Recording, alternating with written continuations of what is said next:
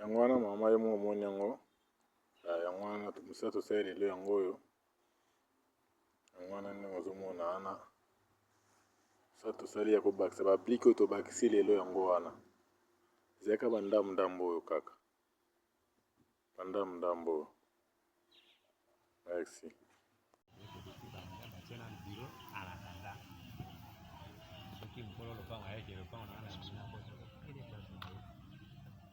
Po balobaki mutu oya osala musala bakokanga ye le problème tostopa musala yango wana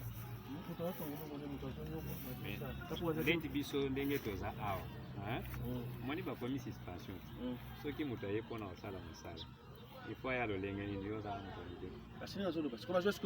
effacer installer mutu azali na kati sikoyo ifo parce que omoni eza nini mutu aza neti moto atonga babiloko na ye bino boyekamba na moko botyeka dina bobandi okoma baécrit suspension de travaux ozomona bozwi possession ya lopango parce que mokolo lopango aza awa te aza na déplacement ale bobandi osala makambo na bino après biso baavocat tozwi tokie na kinkoli kinkoli tomoni eke na parquet général à 4e rue batindi plusieurs invitations bainvité conservateur bazoya te sikoyo bosuspend sikoyo ozomona sikoyo il faut toyeba sikoyo nani yango mutu akomaki babiloko oyo et puis nani mutu apesaki pouvoir keno bakoma babiloko oyo comme ça c'est ça le problème donc tokoya donc kala mingi te je crois la semaine oyo tobanda bon apesako toujours te.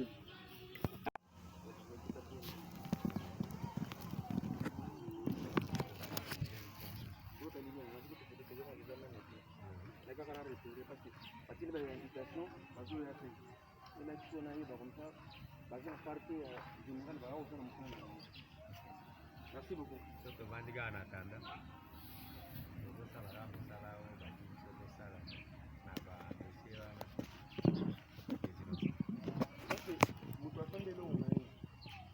D'abord, babouchi, basime ezaki na kati, bazwi basimo, donc bayaki mokona kosala mosala.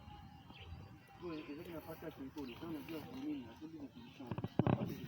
Depuis bazo ajete bango moto moko te azoya. Mais conservateur.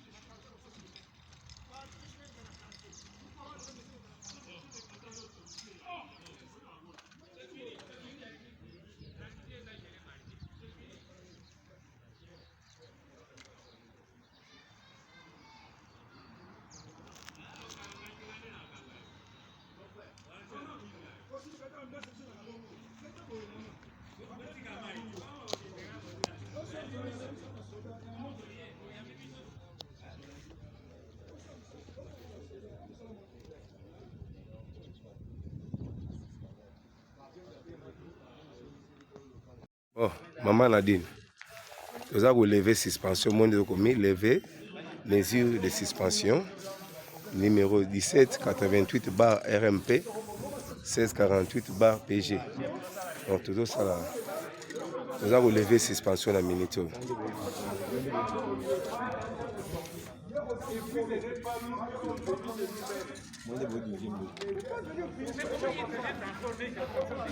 Banda we face.